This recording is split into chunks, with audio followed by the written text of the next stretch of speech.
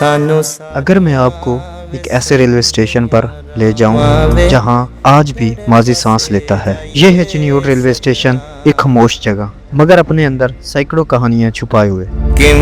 برطانوی دور میں یہ ریلوے لائن صرف سفر کے لیے نہیں بنائی گئی تھی، بلکہ پنجاب کے کھیتوں کو شہروں سے جوڑنے کے لیے یہ لائن بچھائی گئی تھی۔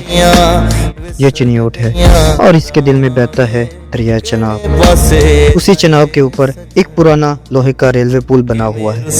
یہ پل اور یہ ریلوے لائن جب 19ویں صدی کے آخر اور 20ویں صدی کے آغاز میں بر صغیر میں ریل کا جال بچھایا جا رہا تھا، یہ وہ وقت تھا جب ریل صرف سفر نہیں تھی بلکہ شہروں، گاؤں اور تجارت کو جوڑنے کا ذریعہ تھی۔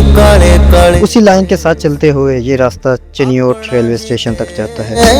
یہ اسٹیشن بھی اسی برطانوی دور کی یادگار ہے جو چنیوٹ کو بڑے شہروں سے جوڑنے کے لیے بنایا گیا تھا۔ اس کی پرانی دیواریں، اونچی چھتیں اور خاموش پلیٹ فارم آج بھی اس وقت کی محنت اور تاریخ کو زندہ رکھتے ہیں۔